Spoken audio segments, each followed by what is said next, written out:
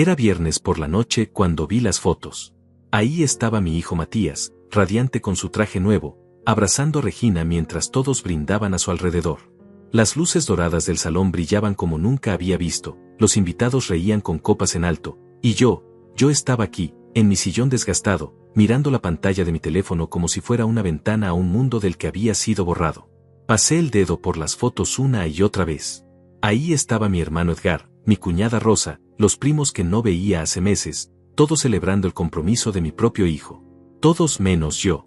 El padre. El que trabajó 12 horas diarias durante 30 años para que ese niño nunca conociera la necesidad. El que se saltó vacaciones, cenas, domingos de descanso, solo para asegurarme de que tuviera todo lo que yo nunca tuve. Es solo una reunión pequeña, papá, me había dicho Matías cuando le pregunté por qué no me habían mencionado nada. Nada formal, solo unos pocos amigos. Mentira. La foto mostraba más de 50 personas. Había mariachis, había flores por todas partes, había una mesa llena de regalos que parecía más un altar que una simple reunión. Mi pecho se apretó cuando vi la foto donde aparecía cortando el pastel. Un pastel de 3 pisos, decorado con rosas rojas y dorado. Regina lucía un vestido que probablemente costaba más de lo que yo ganaba en un mes cuando él era pequeño. Y Matías sonreía de esa manera que yo recordaba de cuando era niño y acababa de recibir algo que realmente quería. Me quedé ahí, sosteniendo el teléfono, sintiendo como el silencio de mi casa se volvía más pesado. Las paredes parecían cerrarse sobre mí. El reloj de la cocina marcaba las 11:30. A esta hora, seguramente estarían terminando la cena, quizás bailando, quizás planeando la boda. Y yo aquí, descubriendo por las redes sociales que mi hijo había dado uno de los pasos más importantes de su vida. Scrolleé hacia abajo y vi más fotos. Una donde Regina mostraba el anillo, un brillante que seguramente había costado una fortuna. Otra donde Matías alzaba su copa en un brindis, con esa sonrisa que yo conocía tan bien. La misma sonrisa que tenía cuando le compré su primera bicicleta, cuando lo llevé a su primer día de universidad, cuando le entregué las llaves del auto que había ahorrado durante meses para comprarle. Pero lo que más me dolió fue ver una foto donde aparecía hablando con Edgar, mi hermano. Los dos se veían cómodos, relajados, como si fuera lo más normal del mundo estar ahí sin mí. Edgar, que siempre había sido el hermano problemático, el que nunca tuvo estabilidad económica, el que siempre me pedía dinero prestado. Edgar estaba ahí, en la fiesta de compromiso de mi hijo, mientras yo me enteraba de todo por Facebook. Cerré los ojos y traté de recordar cuándo había sido la última vez que Matías y yo habíamos tenido una conversación real. No de esas de ¿cómo estás, papá?, mientras miraba el reloj, sino una conversación de verdad. No pude recordarlo. Los últimos meses habían sido solo llamadas cortas, visitas apresuradas donde él hablaba de sus planes, sus proyectos, su futuro, como si yo fuera una pieza de mobiliario que escucha pero no opina. Recordé la última vez que vino a visitarme, hace 3 semanas. Había entrado a la casa con esa prisa que siempre tenía, había aceptado el café que le ofrecí sin realmente probarlo, y había pasado la mayoría del tiempo hablando por teléfono con Regina sobre los preparativos de algo importante. Ahora entendía que hablaba de esto, de esta fiesta, de este momento que había planeado durante meses sin contarme nada. Volví a abrir los ojos y miré la foto principal otra vez. Matías tenía el brazo alrededor de Regina, y ella lo miraba con esos ojos brillantes que solo aparecen cuando alguien se siente verdaderamente amado. Yo había visto esa misma mirada en los ojos de su madre cuando éramos jóvenes. Carmen había muerto hace 5 años, y desde entonces, Matías había sido lo único que me quedaba de ella. O al menos, eso había creído. Pero mirando estas fotos, entendí algo que había estado negándome a ver. Ya no era parte de su vida. Era un fantasma en su historia, alguien que había cumplido su función y ahora podía ser archivado en algún rincón de su memoria. El padre que trabajó hasta los huesos para darle educación, que vendió el auto para pagarle la universidad, que se quedó sin vacaciones durante años para que él pudiera tener todo lo que quisiera. Me levanté del sillón y caminé hacia la cocina. En el refrigerador todavía tenía pegada con un imán la foto de la graduación de Matías de la universidad. Ahí estábamos los dos, él con su toga y birrete, yo con mi mejor traje, los dos sonriendo como si fuéramos los dueños del mundo. En esa foto, yo era su héroe. En esa foto, él me abrazaba con orgullo y me decía que todo lo que había logrado era gracias a mí. ¿Cuándo había cambiado todo? ¿Cuándo había pasado de ser su héroe a ser alguien de quien se avergonzaba? ¿Cuándo había dejado de ser el padre que lo había sacrificado todo por él para convertirme en el padre que no merecía estar en los momentos importantes de su vida? Volví al sillón y tomé mi teléfono otra vez. Había nuevas fotos. Una donde Regina presumía su anillo en primer plano, otra donde todos los invitados posaban juntos en lo que parecía ser un brindis final. Y ahí, en esa foto grupal, vi algo que me partió el corazón. Había un espacio vacío en la primera fila, justo al lado de Matías. Un espacio que parecía haber sido pensado para alguien más. Un espacio que debería haber sido mío. La casa estaba tan silenciosa que podía escuchar el zumbido del refrigerador desde la cocina. Afuera, los vecinos habían terminado de cenar y ya se preparaban para dormir. Y yo aquí, descubriendo que mi hijo había organizado la fiesta más importante de su vida y había decidido que yo no merecía estar ahí. Guardé el teléfono en el bolsillo y caminé hacia la ventana. La calle estaba vacía, iluminada solo por las farolas que proyectaban sombras largas sobre el pavimento. En algún lugar de la ciudad, mi hijo seguía celebrando. En algún lugar, la gente que yo consideraba familia estaba brindando por su felicidad. Y yo estaba aquí, sintiendo por primera vez en mi vida que tal vez había sido un tonto. Un tonto que había confundido ser un buen padre con ser un padre invisible. Pensé en Carmen, en lo que me habría dicho si hubiera estado aquí. Probablemente me habría abrazado y me habría dicho que Matías solo estaba pasando por una etapa, que pronto se daría cuenta de lo mucho que me necesitaba. Pero Carmen ya no estaba aquí para consolarme, y por primera vez desde su muerte, me alegré de que no tuviera que ver esto. No tuviera que ver como el hijo que habíamos criado juntos, el hijo por el que habíamos sacrificado todo, me había borrado de su vida como si nunca hubiera existido. Mañana tendría que decidir qué hacer con esta nueva verdad. Pero esta noche, solo quería entender cómo había llegado hasta aquí. Como el niño que una vez me había dicho que quería ser como yo cuando fuera grande, ahora me trataba como si fuera un estorbo en su camino hacia la felicidad. La luna llena brillaba entre las nubes, y por primera vez en años, me sentí completamente solo. Pero también, extrañamente, sentí algo que no había sentido en mucho tiempo. Algo que se parecía a la rabia, pero que era más profundo, más frío. Era la comprensión de que había llegado el momento de dejar de ser el padre perfecto que siempre daba todo sin esperar nada a cambio. Porque claramente, para mi hijo, yo ya no existía. Y tal vez era hora de que él descubriera lo que significaba vivir en un mundo donde yo realmente no existiera. Esa noche no pude dormir. Me quedé despierto recordando todo lo que había hecho por él. Todo lo que había sacrificado. Todo lo que había dado sin pensarlo dos veces porque creía que eso era lo que hacían los padres. Dar. Siempre dar. Recordé cuando tenía 8 años y se enfermó de neumonía. Carmen trabajaba de noche en el hospital y yo tenía 2 empleos para poder pagar la renta y la comida. Pero cuando el médico dijo que Matías necesitaba medicamentos especiales, medicamentos caros que el seguro no cubría, no lo dudé ni un segundo. Vendí mi guitarra.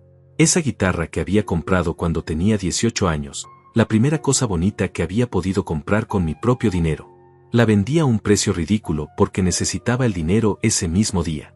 Matías nunca supo que vendí mi guitarra por él. Nunca supo que durante 3 meses comí solo tortillas y frijoles para poder pagarle las medicinas. Lo único que él recordaba era que se había curado, que papá siempre encontraba la manera de solucionar todo. Después vinieron los años de la preparatoria. Matías quería estudiar en la escuela privada, la mejor de la ciudad. Todos mis amigos van ahí, papá, me había dicho con esos ojos suplicantes que tenía cuando quería algo realmente importante. La colegiatura costaba más de lo que yo ganaba en 4 meses, pero encontré la manera. Conseguí un tercer trabajo los fines de semana, limpiando oficinas cuando todo el mundo dormía. Llegaba a casa los domingos por la madrugada, con las manos agrietadas del cloro y los productos de limpieza, y encontraba a Matías dormido en su cama, con los libros de la escuela privada esparcidos por el escritorio. Libros que yo había pagado con horas de sueño perdido, con domingos que nunca pude descansar, con una espalda que todavía me duele por cargar tanto peso durante tantos años. ¿Y qué hacía él mientras yo trabajaba 3 empleos? Estudiaba, sí, pero también salía con sus amigos, iba a fiestas, tenía la adolescencia normal que yo nunca pude tener. Porque a los 17 años yo ya trabajaba para ayudar en mi casa, ya sabía lo que era llegar con los pies hinchados y las manos sucias. Pero él no. Él tenía derecho a ser joven, a ser irresponsable, a soñar con un futuro que yo me encargaría de pagarle. Cuando llegó el momento de la universidad, el proceso se repitió. Matías quería estudiar administración en la universidad más cara del estado. Es la que tiene mejor reputación, papá. Si estudio ahí, conseguiré un buen trabajo cuando me gradúe. Y yo, como siempre, encontré la manera. Pedí préstamos, empeñé el anillo de bodas de Carmen, trabajé doble turno durante 4 años. Recordé las noches en que llegaba a casa tan cansado que apenas podía mantener los ojos abiertos, pero aún así me quedaba despierto esperando que Matías me llamara. Siempre me llamaba tarde, cuando salía de las fiestas universitarias, cuando necesitaba dinero para los libros, cuando tenía algún problema que solo papá podía resolver. Y yo siempre contestaba, sin importar qué tan agotada estuviera, sin importar que tuviera que levantarme a las 5 de la mañana para ir a trabajar. Gracias, papá, me decía siempre al final de las llamadas. No sé qué haría sin ti. Y yo me quedaba con esas palabras, aferrándome a ellas como si fueran la prueba de que todo valía la pena. Que todos los sacrificios, todas las noches sin dormir, todos los domingos trabajando mientras otros padres jugaban fútbol con sus hijos, todo había valido la pena porque él me necesitaba. Pero algo cambió cuando se graduó. Consiguió trabajo en una empresa importante, como había predicho. Empezó a ganar más dinero en un mes de lo que yo ganaba en 3. Y poco a poco, las llamadas se volvieron menos frecuentes. Las visitas se volvieron más cortas. Los gracias, papá se volvieron hola, papá, ¿cómo estás? Tengo prisa, pero quería saludarte. Recordé cuando conoció a Regina, hace 2 años. La primera vez que me la presentó, llegaron a casa en un auto nuevo, un auto que él había comprado sin consultarme, sin contarme sobre sus planes. Regina era bonita, educada, venía de una familia adinerada. Una familia que nunca había tenido que preocuparse por pagar la renta o por elegir entre comprar medicina o comprar comida. Durante esa primera cena, Regina había hablado de sus viajes por Europa, de sus estudios de posgrado, de sus planes para el futuro. Yo había escuchado en silencio, sintiéndome cada vez más pequeño, cada vez más consciente de que mi ropa era vieja, de que mi casa era modesta, de que mis manos mostraban los años de trabajo duro que había hecho para que mi hijo pudiera estar ahí, sentado junto a esa mujer que había nacido con todo lo que él había tenido que luchar por conseguir. Matías no había hablado de mí esa noche. No había contado cómo había pagado su educación, no había mencionado los sacrificios que había hecho para que él pudiera llegar hasta donde estaba. Para Regina, yo era simplemente el padre de Matías, un hombre mayor que vivía en una casa pequeña y que trabajaba en empleos que ella probablemente consideraba menores. Después de esa cena, las visitas se volvieron aún menos frecuentes. Matías empezó a llamarme solo en días especiales, como si fuera una obligación que tenía que cumplir. «Feliz cumpleaños, papá», me decía por teléfono, pero yo podía escuchar que estaba distraído, que había otras cosas más importantes que quería hacer. El año pasado, cuando cumplí 65 años, esperé que viniera a visitarme. Preparé su comida favorita, el mole que le había enseñado a hacer su madre, y me senté a esperarlo toda la tarde. Nunca llegó. Me llamó por la noche para disculparse, diciéndome que había tenido compromisos de trabajo que no podía cancelar. Compromisos que eran más importantes que pasar 1 hora con el hombre que había sacrificado 30 años de su vida por él. Pero lo que más me dolía era darme cuenta de que él no veía mis sacrificios como sacrificios. Los veía como obligaciones naturales, como cosas que cualquier padre haría por su hijo. Nunca entendió que yo había tenido que elegir entre mi propia felicidad y la suya, y que siempre había elegido la suya. Nunca entendió que cada peso que había gastado en él era un peso que no había podido gastar en mí mismo. Ahora, mirando las fotos de su fiesta de compromiso, entendí algo que había estado negándome a ver durante años. Para él, yo había cumplido mi función. Había sido el padre que había pagado todo, que había resuelto todos los problemas, que había estado ahí cuando me necesitaba. Pero ahora que tenía su propio dinero, su propia vida, su propia mujer, ya no me necesitaba. Y una vez que ya no me necesitaba, había dejado de verme como una persona. Me había convertido en una obligación incómoda, en alguien a quien tenía que llamar de vez en cuando para no sentirse culpable, pero a quien ya no quería incluir en los momentos importantes de su vida. Porque los momentos importantes ahora eran con Regina, con los amigos que había hecho en su trabajo, con la gente que pertenecía a su nuevo mundo. Un mundo en el que yo, con mis manos trabajadoras y mis empleos humildes, ya no tenía lugar. Esa madrugada, mientras veía las fotos por enésima vez, me di cuenta de que había cometido el error más grande de mi vida. Había confundido ser un buen padre con ser un padre invisible. Había creído que amar a mi hijo significaba desaparecer para que él pudiera brillar. Había creído que mi valor como padre se medía por lo que podía dar, no por lo que merecía recibir. Y ahora, a los 65 años, Me encontraba completamente solo, viendo cómo el hijo por el que había sacrificado todo celebraba el momento más importante de su vida sin mí. Como si yo fuera un extraño. Como si todos esos años de sacrificio, todas esas noches sin dormir, todos esos domingos trabajando en lugar de descansar, nunca hubieran existido. Pero por primera vez en mi vida, también sentí algo más que dolor. Sentí rabia. Una rabia fría y clara que me llenaba el pecho y me daba una lucidez que no había tenido en años. Porque si él había decidido que yo no existía, tal vez era hora de que yo también tomara algunas decisiones. Durante los siguientes días, traté de hacer mi vida normal, pero no podía quitarme de la cabeza lo que había visto. Cada vez que abría Facebook, aparecían más fotos de la fiesta. Regina había subido un álbum completo con más de 50 imágenes. La noche más perfecta de nuestras vidas, había escrito como descripción. Perfecta. Sin mí. El martes decidí llamar a Matías. Necesitaba entender qué había pasado, por qué no me había invitado, por qué había tenido que enterarme por las redes sociales de algo tan importante. Marqué su número con las manos temblorosas, ensayando en mi mente las palabras que quería decir.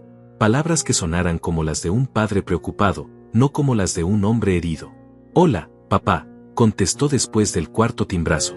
Su voz sonaba distraída, como si estuviera haciendo otras cosas mientras hablaba conmigo.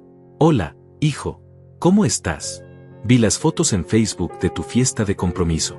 Se veía muy bonita. Hubo una pausa larga del otro lado de la línea. Podía escuchar ruido de fondo, voces, música suave. Probablemente estaba en su oficina o en algún restaurante con Regina. Ah, sí. Gracias, papá. Fue algo pequeño, ya sabes. Nada especial.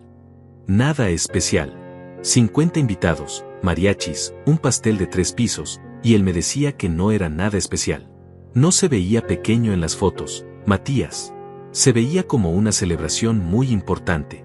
Me preguntaba, ¿por qué no me invitaron? Otra pausa. Esta vez más larga.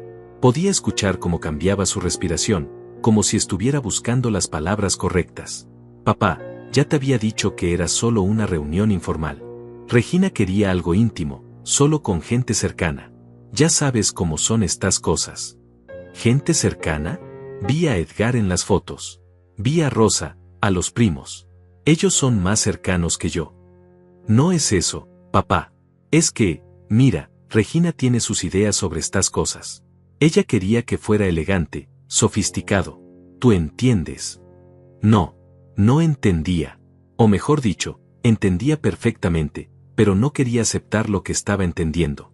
¿Estás diciendo que no soy lo suficientemente elegante para la fiesta de compromiso de mi propio hijo? No pongas palabras en mi boca, papá. Solo estoy diciendo que Regina tenía una visión específica para la noche. Además, sabes que no te gustan mucho las fiestas grandes. Era cierto que no me gustaban las fiestas grandes, pero esta no era cualquier fiesta. Era la celebración del compromiso de mi hijo. Era un momento en el que debería haber estado presente sin importar si me gustaban o no las multitudes. Matías, esta no era una fiesta cualquiera. Era tu compromiso. Yo debería haber estado ahí. Lo sé, papá, lo sé. Pero ya pasó. Te prometo que en la boda vas a estar en primera fila, ¿está bien? Regina ya está planeando todo y va a ser increíble. En primera fila. Como si fuera un invitado más, no como el padre del novio. Como si fuera una concesión que me estaban haciendo, no un derecho que tenía por ser quien había hecho posible todo lo que él era. ¿Y cuándo va a ser la boda? Todavía no hemos decidido la fecha exacta. Probablemente el próximo año. Regina quiere algo grande, elegante. Estamos pensando en hacerla en el club campestre de su familia. El club campestre de su familia. Por supuesto. El lugar donde yo definitivamente no encajaría, donde mi presencia sería un recordatorio incómodo de los orígenes humildes de Matías. El lugar donde sería evidente para todos que él había venido de abajo, de una casa pequeña con un padre que trabajaba con las manos. Suena caro, le dije, sin poder evitarlo. Bueno, sí, va a ser una inversión importante. Pero Regina y yo estamos ahorrando, y además, bueno, ya sabes que cuando llegue el momento de la herencia, eso nos va a ayudar mucho con todos estos gastos. Y ahí estaba. La verdad que él no había querido decir directamente, pero que había estado implícita en toda nuestra conversación. Mi herencia. El dinero que había estado ahorrando durante años, el dinero de la venta de la casa que Carmen y yo habíamos comprado cuando éramos jóvenes, el dinero de mi pensión, el dinero de todo lo que había trabajado durante 40 años. Él no me había invitado a su fiesta de compromiso, me había dejado enterarme por Facebook como si fuera un extraño, me había dicho que no era lo suficientemente elegante para su nueva vida. Pero aún así, contaba con mi herencia. Aún así, esperaba que cuando yo muriera, todo lo que había trabajado fuera suyo automáticamente. Matías, le dije con una calma que no sabía que tenía, ¿tú crees que yo voy a dejarles todo mi dinero después de esto?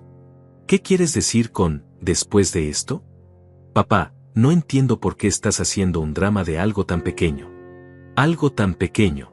Ser excluido de la fiesta de compromiso de mi propio hijo era algo tan pequeño para él. No es pequeño para mí, Matías. Y el hecho de que tú pienses que es pequeño me dice todo lo que necesito saber. Papá, estás exagerando. Mira, tengo que colgar porque tengo una junta en 5 minutos. ¿Por qué no hablamos de esto después? Cuando estés más calmado. Cuando estuviera más calmado. Como si mi dolor fuera algo irracional, algo que se me pasaría después de un tiempo. Como si ser humillado por mi propio hijo fuera una reacción exagerada de mi parte. Está bien, Matías.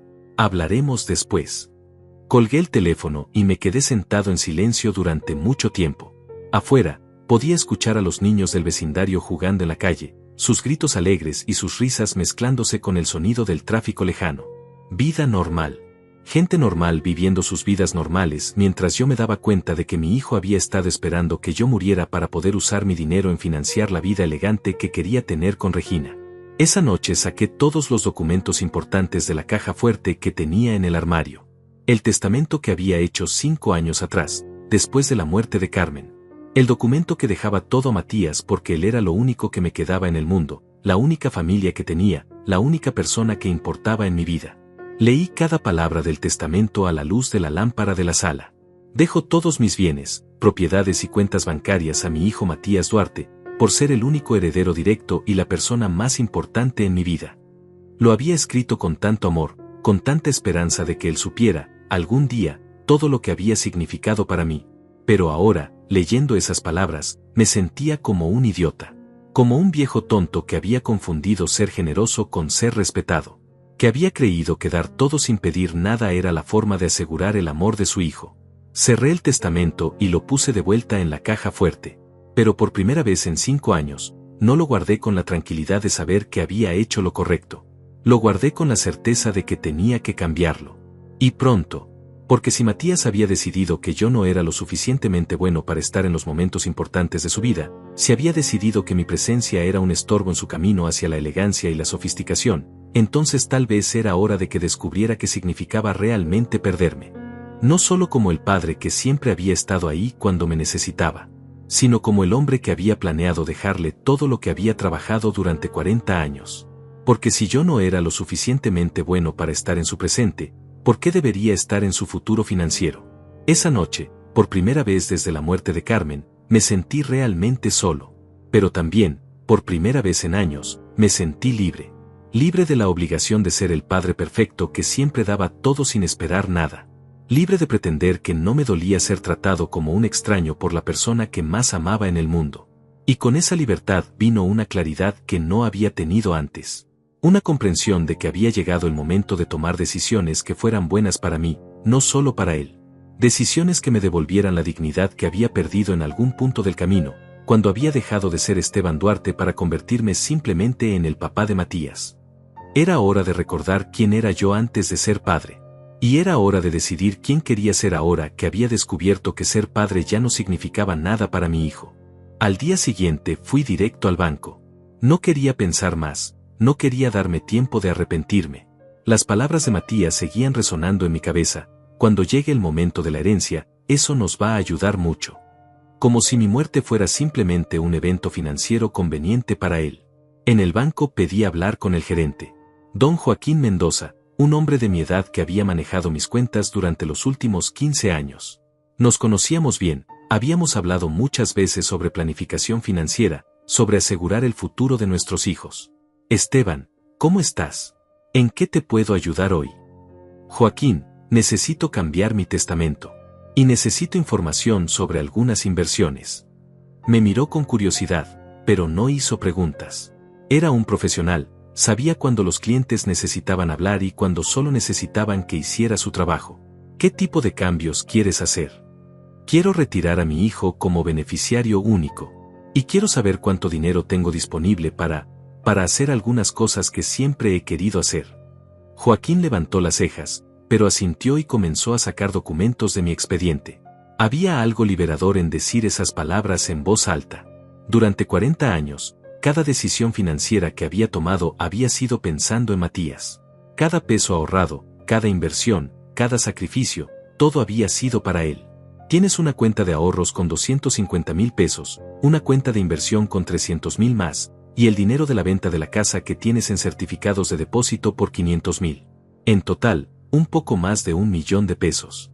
1,000,000 de pesos. Dinero que había ahorrado trabajando 3 empleos, vendiendo la casa donde había vivido con Carmen, negándome vacaciones, negándome gustos, negándome todo para asegurarme de que Matías tuviera un futuro cómodo cuando yo ya no estuviera. Y si quisiera retirar, digamos, 200,000 pesos para gastos personales. No hay problema. ¿Qué tienes en mente? No le dije que no tenía idea específica. Solo sabía que quería hacer algo para mí, algo que Matías nunca habría aprobado cuando esperaba heredar ese dinero. Algo que me recordara que yo también tenía derecho a ser feliz. Primero lo del testamento. Quiero que el beneficiario sea una fundación de beneficencia, la que ayuda a niños huérfanos en el centro de la ciudad. Joaquín me miró sorprendido, pero anotó mis instrucciones. ¿Y tu hijo? No quieres dejarle nada. Mi hijo tiene trabajo, tiene dinero, tiene una novia rica. Ya no me necesita para nada. Es hora de que alguien que realmente necesite ayuda reciba este dinero. Era cierto. Los niños de esa fundación no tenían padres que trabajaran 3 empleos para darles todo. No tenían a nadie que se sacrificara por ellos. Ellos sí merecían la oportunidad que yo le había dado a Matías, la oportunidad que él ya no valoraba. Joaquín preparó los documentos mientras yo pensaba en qué hacer con los 200,000 pesos que iba a retirar. Podía viajar. Podía comprar cosas que siempre había querido. Podía vivir como una persona normal durante unos meses, sin preocuparme por ahorrar cada peso para un futuro que beneficiaría a alguien que me veía como un estorbo. Una pregunta más, Joaquín, ¿conoces agencias de viajes? Buenas, que organicen trips internacionales. Claro, mi hermana trabaja en una. Se llama Mundo Sin Límites. Organizan viajes para personas de nuestra edad, grupos pequeños, destinos increíbles. ¿Estás pensando en viajar?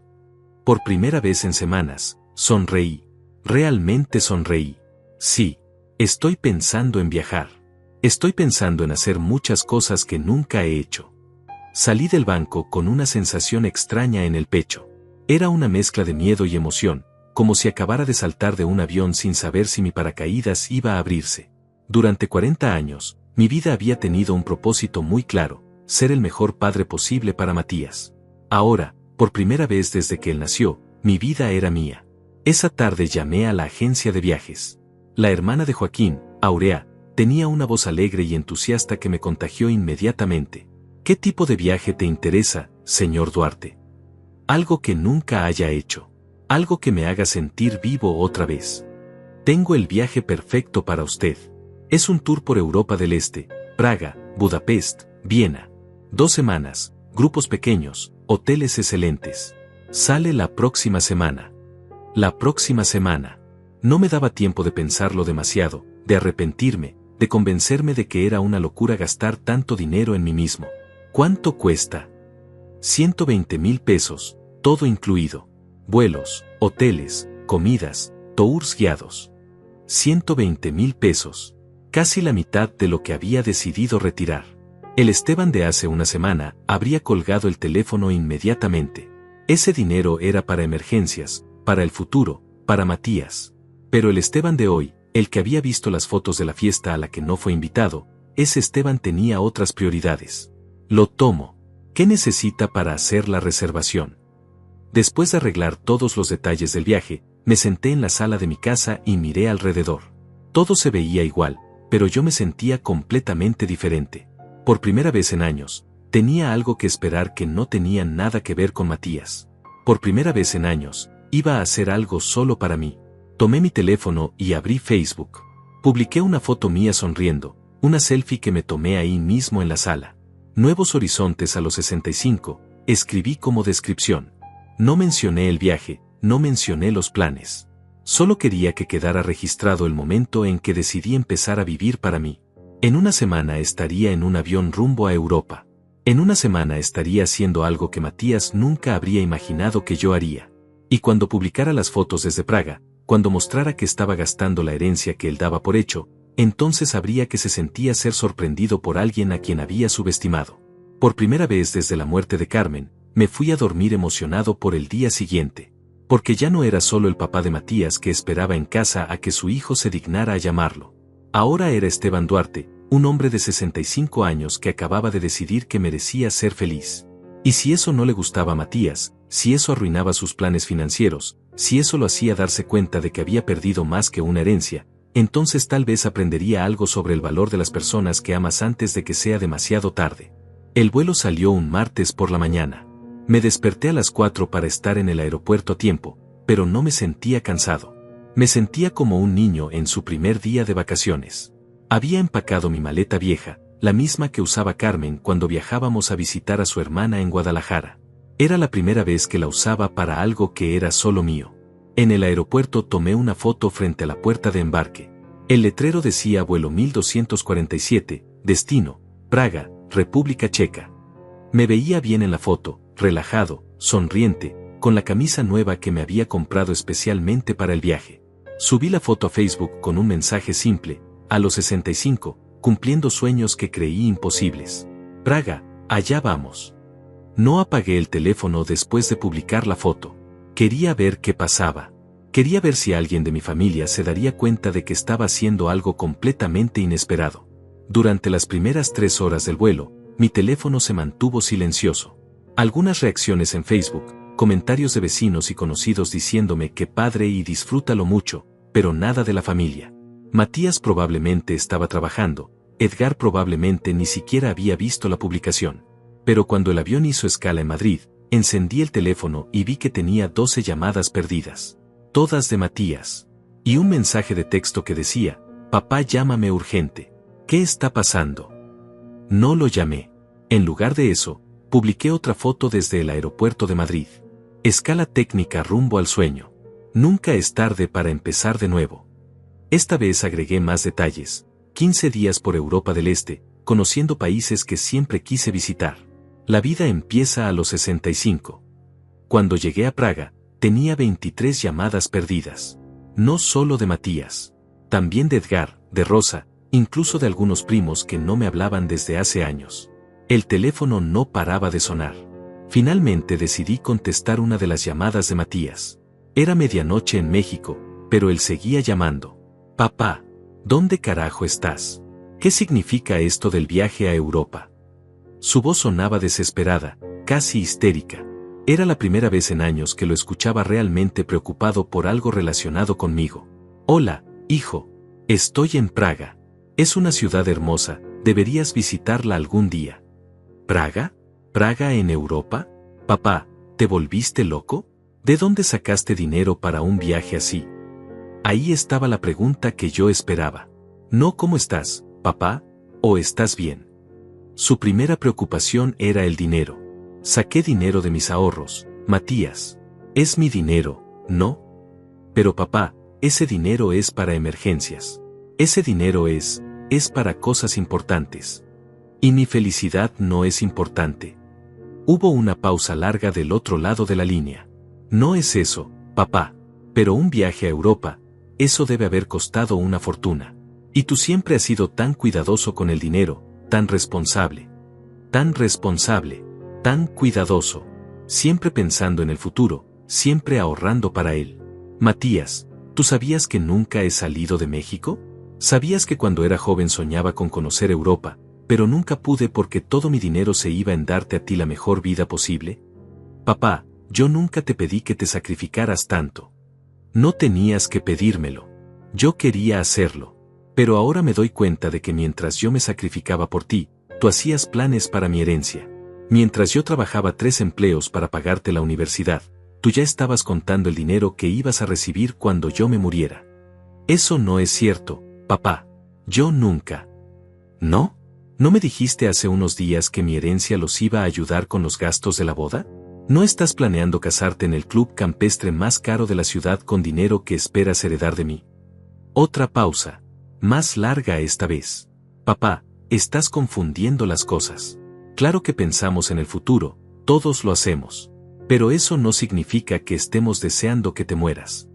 Pero sí significa que ya no me ven como una persona viva que tiene derecho a disfrutar su propio dinero. Me ven como una herencia que camina. Eso es ridículo, papá. ¿Es ridículo? Entonces explícame por qué no fui invitado a tu fiesta de compromiso. Explícame por qué tuve que enterarme por Facebook de que mi hijo se va a casar. Explícame por qué no soy lo suficientemente elegante para estar en tu nueva vida, pero sí soy lo suficientemente útil para financiar tu boda. Esta vez el silencio se extendió tanto que pensé que había colgado. Papá, dijo finalmente, con una voz más suave, yo sé que cometí un error con lo de la fiesta. Regina y yo estuvimos mal. Pero no tenías que hacer esto. No tenías que gastarte una fortuna en un berrinche. Un berrinche. Mi decisión de ser feliz por primera vez en años era un berrinche para él. Matías, este no es un berrinche. Este es el primer día del resto de mi vida. Una vida en la que voy a hacer cosas para mí, no solo para ti. Pero papá, ¿y si te pasa algo estando solo en Europa? ¿Y si te enfermas? ¿Y si tienes un accidente? Ahora sí se preocupaba por mi bienestar. Pero solo después de que había gastado su herencia. Si me pasa algo, será mientras estoy siendo feliz. No es así como todos deberíamos querer morirnos. No digas esas cosas, papá. Mira, termina tu viaje, diviértete, pero cuando regreses tenemos que hablar seriamente. Tenemos que hacer planes más responsables para el futuro. Los únicos planes que me interesan ahora son los míos, Matías. Y en este momento, mi plan es colgar este teléfono e ir a cenar en un restaurante con vista al río Moldava. Papá, espera. Colgué. Por primera vez en mi vida, le colgué el teléfono a mi hijo. Y se sintió increíble. Esa noche cené en el mejor restaurante del hotel. Pedí vino tinto, algo que nunca había hecho porque siempre me había parecido un gasto innecesario. Pedí el plato más caro del menú. Y mientras comía, mirando las luces de Praga reflejándose en el río, publiqué otra foto en Facebook. Cena en Praga con vista al castillo. A veces la vida te da segundas oportunidades cuando menos las esperas. Solo hay que tener el valor de tomarlas. Mi teléfono siguió sonando toda la noche. Matías, Edgar, Rosa, incluso algunos conocidos que probablemente estaban llamando por pura curiosidad. Pero yo había apagado el sonido. Estaba demasiado ocupado siendo feliz como para preocuparme por explicarle a nadie por qué merecía hacerlo. Al día siguiente, durante el tour por el centro histórico de Praga, recibí un mensaje de Matías que decía, papá, por favor llámame. Regina y yo queremos hablar contigo. Podemos arreglar esto. Podemos arreglar esto. Como si mi felicidad fuera algo que estaba roto y que ellos podían componer. Como si mi decisión de vivir para mí mismo fuera un problema que necesitaba solución. Pero ya no era el Esteban que se dejaba convencer de que sus sentimientos eran exagerados. Ya no era el padre que siempre cedía para mantener la paz. Era un hombre de 65 años parado frente al castillo de Praga, sintiendo por primera vez en décadas que su vida le pertenecía completamente. Y esa sensación no tenía precio. Durante el tour por Budapest, conocí a otros viajeros de mi edad. Había una pareja de argentinos, dos señoras españolas que viajaban juntas, y un hombre mexicano como yo, de Monterrey, que también viajaba solo. Se llamaba Adrián y tenía una historia parecida a la mía. Sus hijos adultos lo habían estado presionando para que vendiera su casa y se fuera a vivir con ellos para estar más seguro. Me querían convertir en el abuelo cuidaniños gratis, me dijo mientras tomábamos cerveza en un café a orillas del Danubio. Querían mi casa, querían que cuidara a sus hijos, pero no querían mi opinión sobre nada. Un día me harté y decidí hacer este viaje antes de que fuera demasiado viejo para disfrutarlo. Era extraño hablar con alguien que entendía exactamente lo que yo estaba sintiendo. Alguien que también había descubierto que ser buen padre no significaba desaparecer como persona. ¿Y cómo reaccionaron tus hijos cuando se enteraron del viaje? Igual que los tuyos, imagino. Pánico total. Me han llamado como locos. Mi hija me mandó un mensaje diciéndome que estoy teniendo una crisis de la mediana edad tardía. Nos reímos juntos. Era liberador poder reírse de algo que había sido tan doloroso. El quinto día del viaje, mientras estaba en Viena visitando el Palacio de Schönbrunn, recibí una llamada que no esperaba. Era Leandra, mi nieta, la hija de 20 años de mi hijo Edgar. No habíamos hablado mucho en los últimos años, pero siempre había tenido una relación especial con ella. Abuelo, ¿cómo estás? Vi las fotos de tu viaje y se ven increíbles. Su voz sonaba genuinamente alegre, sin el tono de preocupación histérica que había escuchado en las llamadas de Matías. Hola, mi niña. Estoy muy bien. Europa es más hermosa de lo que había imaginado. Abuelo, te voy a ser honesta. Mi papá me pidió que te llamara para convencerte de que regresaras, pero yo no quiero hacer eso. Quiero decirte que me parece increíble lo que estás haciendo. Me sorprendió su honestidad. Leandra siempre había sido directa, pero esto era más de lo que esperaba. ¿En serio? Sí, abuelo. Toda la familia está histérica porque estás gastando dinero en ti mismo, pero a mí me parece perfecto. Toda mi vida te he visto trabajando y sacrificándote por todos nosotros, especialmente por mi tío Matías. Era hora de que hicieras algo para ti. Sentí que se me llenaban los ojos de lágrimas. Por fin alguien de la familia que entendía. Gracias, mi niña. No sabes lo que significa escuchar eso. Abuelo, ¿puedo contarte algo? Algo que tal vez no sepas. Claro, dime. Mi tío Matías ha estado hablando con mis papás sobre la herencia desde hace meses. Desde antes de que se comprometiera con Regina. Él y Regina han estado haciendo planes para cuando tú... Bueno, ya sabes. Tienen todo calculado, la casa que van a comprar, los viajes que van a hacer, incluso los coches que se van a comprar. No me sorprendió, pero escucharlo confirmado por Leandra me dolió de una manera diferente. ¿Y tus papás qué dicen? Mi papá está de acuerdo. Dice que tú ya estás viejo y que es normal que ellos planeen el futuro. Pero a mí me parece horrible, abuelo. Hablan de ti como si ya estuvieras muerto. ¿Y tú qué piensas de todo esto? Pienso que tienes todo el derecho del mundo de gastarte tu dinero como se te dé la gana. Pienso que si ellos quieren casa y coches, que trabajen para pagarlos como tú trabajaste. Y pienso que es una vergüenza que se hayan tardado tanto en valorarte. Leandra siguió hablando, y con cada palabra que decía, yo me sentía más seguro de las decisiones que había tomado. Abuelo, ¿puedo preguntarte algo? ¿Cambiaste tu testamento? Sí, mi niña. Lo cambié. Bien. Me alegra. Porque honestamente, después de lo que he visto estos últimos meses, creo que ni mi tío ni mi papá se merecen tu herencia. ¿Y tú? ¿Tú crees que te la mereces? No, abuelo. Yo creo que tú te mereces gastártela en vida, en cosas que te hagan feliz. Como este viaje. Como todo lo que siempre quisiste hacer pero no pudiste porque estabas ocupado siendo el mejor papá y abuelo del mundo. Esa conversación con Leandra cambió algo en mí. Me di cuenta de que no estaba completamente solo, de que había alguien en la familia que realmente me veía como una persona, no como una herencia ambulante. Leandra, cuando regrese de Europa, ¿te gustaría que almorzáramos juntos? Solo tú y yo. Quiero contarte sobre el viaje y quiero conocerte mejor. Creo que no he sido el abuelo que debería haber sido contigo. Me encantaría, abuelo. Y no digas eso. Fuiste un abuelo maravilloso. El problema es que todos estábamos tan acostumbrados a que tú dieras todo sin pedir nada, que nos olvidamos de darte algo a cambio. Después de colgar con Leandra, me senté en un café vienés y escribí un mensaje largo en WhatsApp para Matías. No lo envié inmediatamente. Lo escribí, lo leí, lo borré, lo volví a escribir. Matías, acabo de hablar con Leandra y me confirmó algo que ya sospechaba. Que tú y Regina han estado planeando qué hacer con mi herencia como si yo ya estuviera muerto. Quiero que sepas que cambié mi testamento. Mi dinero va a ir a la Fundación de Niños Huérfanos del Centro. Ellos sí necesitan oportunidades. Tú ya tuviste la tuya. La desperdiciaste cuando decidiste que yo no era lo suficientemente importante para estar en tu fiesta de compromiso, pero sí lo suficientemente útil para financiar tu boda. Disfruta Europa conmigo a través de las fotos, porque es lo más cerca que vas a estar de este dinero. Lo leí una vez más y lo envié. 5 minutos después, mi teléfono empezó a sonar. Era Matías, por supuesto. No contesté.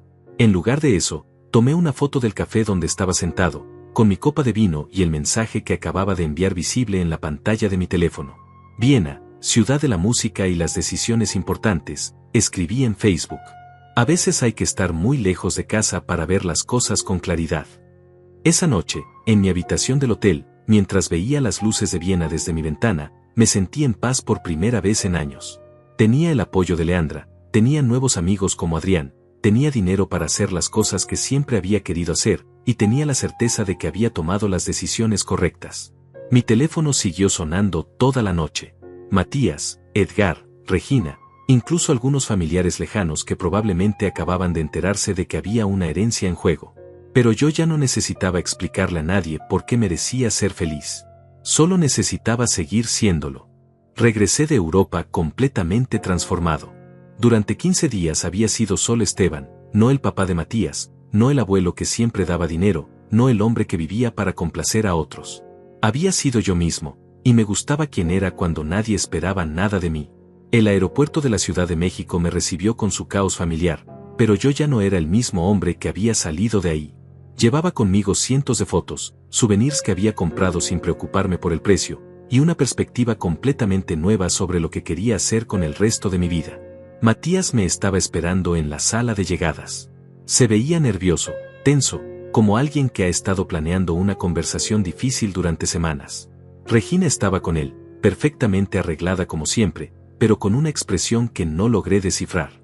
«Papá», me dijo cuando me vio, intentando sonreír. «¿Cómo estuvo el viaje?» «Increíble», le respondí, abrazándolo brevemente. «Europa es todo lo que había soñado y más. Te ves bien.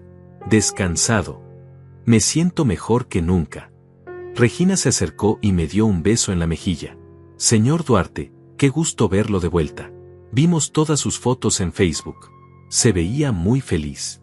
Había algo en su tono que me decía que esta conversación iba hacia algún lado específico. «¿Quieren que vayamos a desayunar?», preguntó Matías. «Hay un lugar cerca donde podemos hablar tranquilos». «Tranquilos». «Claro». En el restaurante, después de ordenar, Matías se aclaró la garganta. «Papá, tenemos que hablar sobre algunas cosas. Sobre las decisiones que tomaste antes del viaje». «¿Qué decisiones?» «Ya sabes. Lo del testamento. Lo del dinero. Papá, entendemos que estés molesto por lo de la fiesta, y Regina y yo queremos disculparnos por eso. Fue un error no invitarte, pero cambiar tu testamento, eso es algo muy extremo». «¿Extremo? ¿Te parece extremo que use mi dinero como yo quiera?» Regina se inclinó hacia adelante. «Señor Duarte, nosotros entendemos que usted tiene todo el derecho de hacer lo que quiera con su dinero, pero también esperamos que entienda que Matías es su único hijo. Cuando uno tiene familia, estas decisiones no se toman solo. Cuando uno tiene familia». Como si yo fuera el que se había olvidado de que tenía familia cuando me excluyeron de la fiesta más importante de la vida de mi hijo. «Regina, ¿tú sabías que Matías ha estado planeando qué hacer con mi herencia desde antes de comprometerse contigo?» Ella se sonrojó ligeramente. «Bueno, es normal que las parejas hablen sobre el futuro financiero. ¿Es normal planear la vida con dinero de alguien que aún está vivo? ¿Es normal excluir a esa persona de tu vida mientras esperas que se muera para heredar su dinero?» Matías golpeó la mesa suavemente. «Papá, eso no es justo. Yo nunca he esperado que te mueras. Pero sí, Regina y yo hemos hablado sobre el futuro. Todos lo hacen. Y sí, sabíamos que eventualmente recibiríamos algo cuando tú ya no estuvieras. Eso no nos convierte en monstruos. No, pero tampoco los convierte en buenos hijos. ¿Sabes qué es lo que más me dolió de todo esto? No fue que no me invitaran a su fiesta. Fue darme cuenta de que para ustedes yo ya no existo como persona. Solo existo como una herencia futura». «Eso no es cierto, papá». «¿No?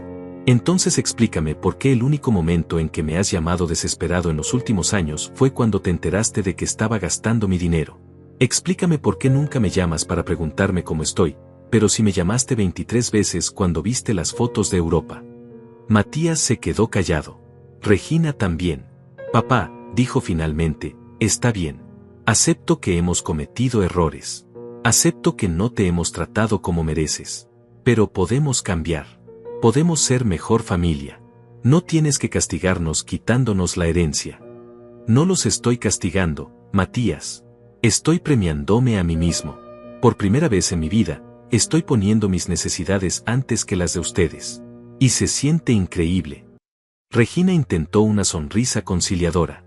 Señor Duarte, ¿qué tendríamos que hacer para que reconsidere su decisión? Podemos incluirlo más en nuestros planes. Podemos visitarlo más seguido. ¿Pueden fingir que me quieren hasta que me muera para recuperar la herencia? No es fingir, papá. Te queremos. Solo que, bueno, a veces se nos olvida demostrarlo. Se les olvida. Como si amar a tu padre fuera algo que uno puede olvidar, como cerrar la llave del gas o apagar las luces. Miren, les dije, yo los voy a amar siempre porque son mi familia. Pero ya no voy a sacrificar mi felicidad por ustedes. Ya no voy a ahorrar cada peso para un futuro que ustedes van a disfrutar sin mí. A partir de ahora, voy a vivir para mí. ¿Y eso qué significa?, preguntó Matías. Significa que voy a hacer más viajes. Significa que voy a comprar cosas que siempre quise.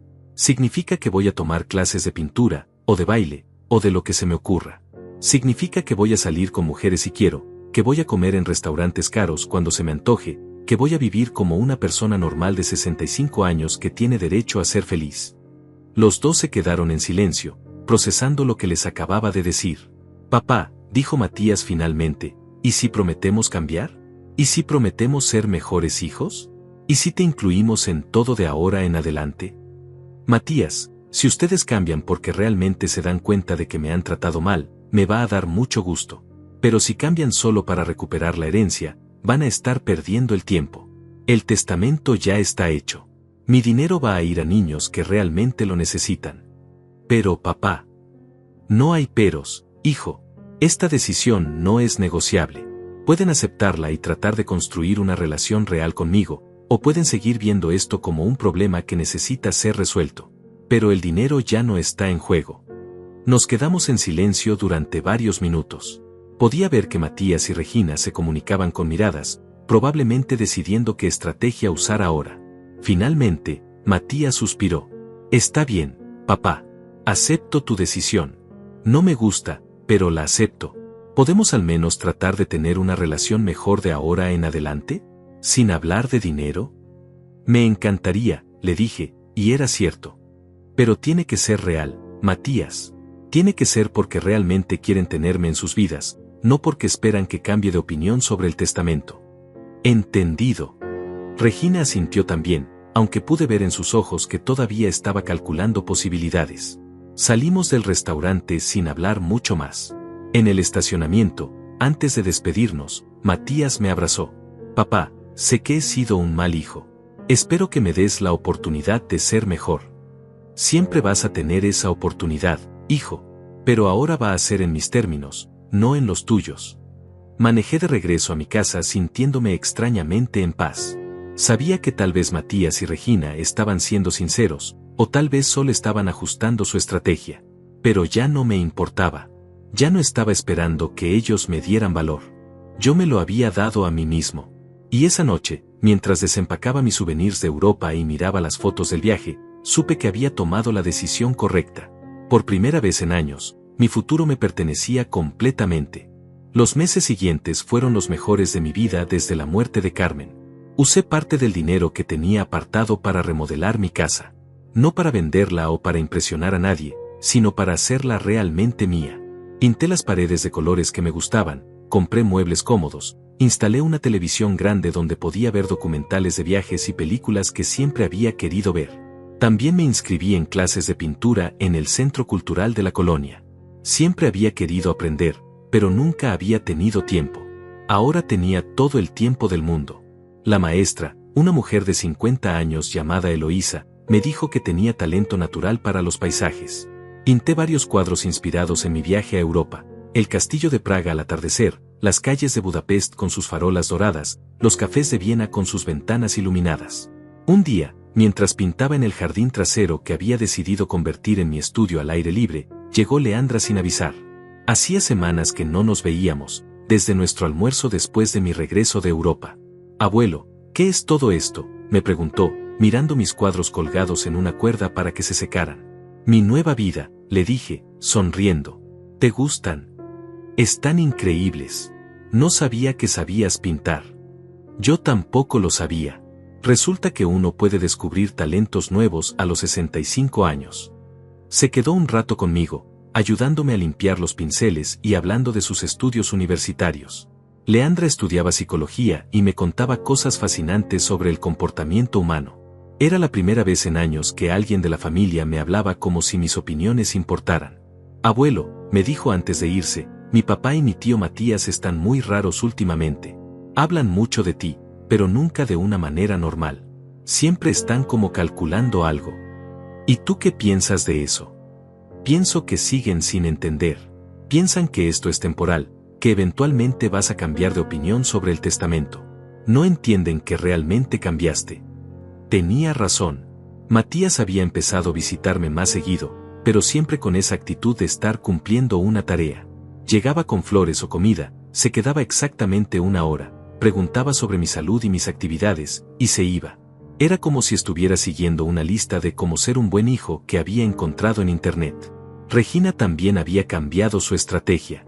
Ahora me mandaba mensajes por WhatsApp cada pocos días, preguntándome cómo estaba, compartiendo fotos de sus comidas en restaurantes caros, como si quisiera recordarme la vida lujosa que podrían tener con mi herencia. Pero yo ya no estaba jugando ese juego. Había encontrado mi propio ritmo de vida. Los martes y jueves iba a clases de pintura. Los miércoles almorzaba con Aurea, la agente de viajes que se había convertido en una buena amiga. Ella había quedado viuda el año anterior y entendía perfectamente lo que era redescubrir la independencia después de años de vivir para otros. Los fines de semana exploraba lugares de la ciudad que nunca había tenido tiempo de visitar. Museos, parques, mercados de artesanías. A veces iba solo, a veces con Aurea, a veces con otros compañeros de la clase de pintura. Había descubierto que podía ser amigos a los 65 años, algo que nunca había creído posible. También empecé a planear mi siguiente viaje. Esta vez quería conocer Sudamérica, Machu Picchu, las cataratas de Iguazú, Buenos Aires. Aurea me había armado un itinerario de 3 semanas que me tenía emocionado como un niño. Una tarde, mientras investigaba sobre Perú en internet, recibí una llamada inesperada. Era Joaquín, el gerente del banco. Esteban, ¿cómo estás? Te llamo porque tengo una propuesta interesante para ti. Dime, Joaquín. ¿Recuerdas que mencionaste la Fundación de Niños Huérfanos? ¿La que pusiste como beneficiaria en tu testamento? Claro.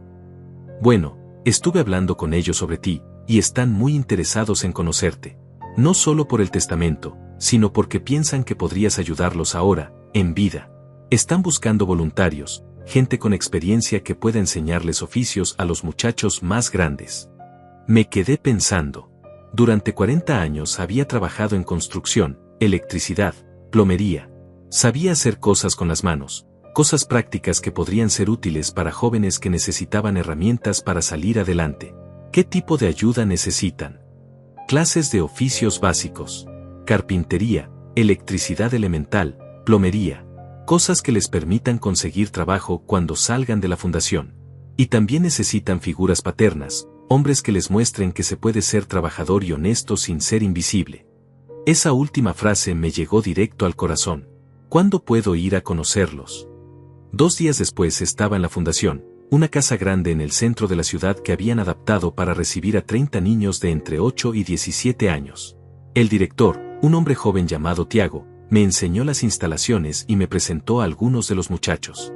Señor Duarte, me dijo mientras recorríamos el taller que tenían en el sótano, estos niños necesitan exactamente lo que usted puede darles. Conocimiento práctico, pero también ejemplo de que se puede salir adelante con trabajo honesto. Conocí a varios de los muchachos ese día. Había uno de 16 años, Antonio, que me recordó mucho a Matías cuando era joven. Inteligente, con ganas de aprender, pero también con esa desesperación de quien no tiene a nadie que crea en él. ¿Usted realmente sabe de electricidad?, me preguntó cuando le expliqué cómo funcionaba un circuito básico. Trabajé 40 años instalando sistemas eléctricos. Puedo enseñarte todo lo que necesites saber. Sus ojos se iluminaron de una manera que no había visto en los ojos de Matías desde hacía años. Esa noche, manejando de regreso a casa, me di cuenta de que había encontrado algo que no sabía que estaba buscando. Un propósito que no tenía nada que ver con ser el padre perfecto o el abuelo complaciente. Un propósito que era completamente mío. Llamé a Aurea y le conté sobre la fundación. Esteban, eso suena perfecto para ti. Vas a poder usar toda tu experiencia para ayudar a muchachos que realmente la necesitan. Y lo mejor es que ellos no me van a ver como una herencia ambulante. Me van a ver como alguien que puede enseñarles cosas útiles. Exacto. Y tú vas a poder ser el tipo de figura paterna que siempre fuiste, pero esta vez para jóvenes que van a valorar cada minuto que pases con ellos. Esa noche me fui a dormir más emocionado de lo que había estado en meses. No solo por el viaje a Sudamérica que tenía planeado, no solo por mis clases de pintura y mis nuevas amistades, sino por la posibilidad de ser útil de una manera que me diera satisfacción real, no solo la satisfacción de cumplir con obligaciones familiares. Por primera vez desde la muerte de Carmen, sentía que mi vida tenía direcciones múltiples. Ya no era solo el papá de Matías esperando en casa a que su hijo se dignara a visitarlo.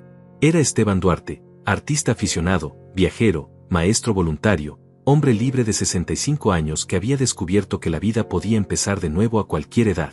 Y lo mejor de todo era que ninguna de estas nuevas facetas de mi vida dependía de la aprobación de nadie más. Por primera vez en décadas, mi felicidad era completamente mía. Han pasado 6 meses desde que regresé de Europa, y mi vida es completamente diferente. Estoy escribiendo esto desde mi estudio jardín, rodeado de mis pinturas y con el sonido de los niños del vecindario jugando en la calle. Es domingo por la tarde, y antes solía ser el momento más triste de mi semana, cuando esperaba que Matías me llamara o me visitara. Ahora es mi momento favorito, cuando reflexiono sobre todo lo que he logrado y planeo lo que viene. La semana pasada regresé de mi viaje a Sudamérica. 3 semanas increíbles conociendo Perú, Bolivia y Argentina. En Machu Picchu tomé una foto que resume perfectamente lo que he aprendido en estos meses. Estoy parado en la cima de la montaña, con los brazos abiertos hacia el sol, sonriendo genuinamente por primera vez en años. Esa foto la tengo enmarcada en mi sala, no para presumir ante las visitas, sino para recordarme a mí mismo que merezco estar en las cimas de mis propios sueños. Durante el viaje conocí a otros viajeros de mi edad, gente que como yo había decidido que nunca es tarde para vivir plenamente. Había una mujer argentina de 70 años que viajaba sola por toda Latinoamérica después de haberse divorciado. Un hombre chileno de 68 que había vendido su empresa para recorrer el mundo. Todos teníamos algo en común, habíamos dejado de vivir para otros y habíamos empezado a vivir para nosotros. Mi trabajo con la fundación se ha convertido en la parte más satisfactoria de mi nueva vida. 3 días a la semana voy a enseñarles oficios básicos a los muchachos, pero he descubierto que ellos me enseñan más a mí de lo que yo les enseño a ellos. Me enseñan que el respeto se gana con acciones, no con sacrificios. Me enseñan que ser útil no significa ser invisible. Me enseñan que uno puede ser una figura paterna sin desaparecer como persona. Antonio, el muchacho de 16 años que me recordó a Matías, ya domina la instalación eléctrica básica. La semana pasada consiguió su primer trabajo de medio tiempo en un taller de reparaciones. Cuando me lo contó, sus ojos brillaban con un orgullo que yo había olvidado que existía. Es el orgullo de quien logra algo por sí mismo, no el orgullo de quien recibe todo sin esfuerzo. Señor Duarte, me dijo ese día, usted cambió mi vida. Ahora sé que puedo salir adelante sin depender de nadie. Esas palabras me llenaron más que todos los gracias, papá, que Matías me había dicho en 35 años. Porque venían de alguien que realmente valoraba lo que yo podía darle, no de alguien que lo veía como una obligación natural. Matías sigue visitándome, pero nuestra relación ha cambiado por completo. Ya no viene con esa actitud de estar cumpliendo un deber. Ahora viene porque genuinamente quiere pasar tiempo conmigo, o al menos eso parece. Hablamos de mis viajes, de mis pinturas, de mi trabajo en la fundación. Él me cuenta sobre su trabajo, sobre sus planes de boda que han tenido que reducir considerablemente ahora que no cuentan con mi herencia. Regina también ha cambiado. Ya no me manda mensajes calculados ni me habla con esa sonrisa forzada. Creo que finalmente entendió que la herencia realmente no va a llegar a sus manos, y ha dejado de hacer el teatro de la nuera perfecta. Curiosamente, ahora que no está fingiendo, me cae mejor. La semana pasada, durante una de las visitas de Matías, me dijo algo que no esperaba. Papá, he estado pensando mucho en todo lo que pasó. Y creo que entiendo por qué hiciste lo que hiciste. ¿Qué crees que entiendes? Que nosotros te tratábamos como si ya estuvieras muerto. Como si solo fueras una herencia que caminaba. Y eso debe haber sido horrible. Era la primera vez que mostraba verdadera comprensión de lo que había sentido. Sí, hijo. Eso fue exactamente lo que sentí. Lo siento, papá. De verdad lo siento. No me di cuenta de que te estaba perdiendo como persona mientras esperaba heredar tus cosas. No sé si esta nueva actitud de Matías es completamente genuina o si todavía espera que cambie de opinión sobre el testamento. Pero ya no me importa. He aprendido que no puedo controlar las motivaciones de otros, solo puedo controlar mis propias decisiones. Y mis decisiones ahora se basan en lo que es bueno para mí, no en lo que otros esperan de mí. Leandra sigue siendo mi confidente y mi apoyo incondicional. Ella fue la única que entendió desde el principio que lo que yo había hecho no era un berrinche, sino una liberación. Ahora almorzamos juntos cada 15 días, y esas comidas se han convertido en lo más parecido a una relación familiar real que he tenido en años. Abuelo, me dijo en nuestro último almuerzo, me da mucho gusto verte tan feliz. Toda mi vida te vi sacrificándote por otros, y ahora finalmente te veo viviendo para ti. ¿Y no te molesta que hayas perdido la herencia por mi culpa? ¿Por tu culpa? Abuelo, yo perdí la herencia por culpa de mi familia, que te trató mal. Tú solo tomaste la decisión correcta. Además, ver cómo estás floreciendo vale más que cualquier dinero. Estas palabras de Leandra me confirmaron que había tomado la decisión correcta. No solo sobre el dinero, sino sobre toda mi nueva forma de vivir. La próxima semana empiezo clases de baile. Aurea me convenció de inscribirnos juntos en un curso de tango. Nunca es tarde para aprender a bailar, me dijo, y tiene razón. A los 65 años, todavía puedo aprender cosas nuevas, todavía puedo sorprenderme a mí mismo, todavía puedo descubrir aspectos de mi personalidad que habían estado dormidos durante décadas. También estoy planeando mi próximo viaje. Esta vez quiero conocer Asia, Japón, Tailandia, Vietnam. Lugares que siempre me parecieron imposiblemente lejanos, pero que ahora están al alcance de mis nuevas posibilidades. Mientras escribo estas líneas, veo por la ventana a una pareja de ancianos caminando de la mano por la calle. Se ven felices, completos, como si hubieran encontrado el secreto de envejecer con dignidad. Durante mucho tiempo pensé que nunca volvería a ser feliz después de la muerte de Carmen, que mi única función en la vida era ser el padre abnegado que siempre daba todo sin pedir nada. Pero he aprendido que la felicidad no es algo que se gana siendo perfecto para otros. La felicidad es algo que se conquista siendo honesto consigo mismo. Es tener el valor de decir yo también merezco ser feliz y actuar en consecuencia. He aprendido que nunca es tarde para empezar de nuevo. Que uno puede ser generoso sin ser invisible. Que ser buen padre no significa desaparecer como persona. Que el amor real se demuestra con respeto, no con sacrificios que nadie pidió ni valora. Sobre todo, he aprendido que la vida es demasiado corta para vivirla esperando que otros te den el valor que mereces. Ese valor hay que dárselo uno mismo, cada día, con cada decisión que tomamos sobre cómo queremos pasar nuestro tiempo en este mundo. Mañana voy a la fundación a enseñarles a los muchachos cómo instalar un interruptor de 3 vías. Es una técnica complicada, pero sé que Antonio y sus compañeros van a aprenderla rápidamente porque realmente quieren aprender. Después voy a mi clase de pintura, donde estoy trabajando en un cuadro del atardecer en Machu Picchu. Por la noche cenar con Aurea y planearemos nuestro próximo fin de semana en Cuernavaca. Es una vida sencilla, pero es completamente mía. Y eso la hace perfecta. Esta noche, cuando el sol se ponga sobre mi jardín lleno de pinturas y plantas que yo mismo sembré, voy a brindar por algo que nunca pensé que podría decir a los 65 años. Por fin sé quién soy cuando nadie me está pidiendo que sea alguien más. Y resulta que me gusta mucho esa persona.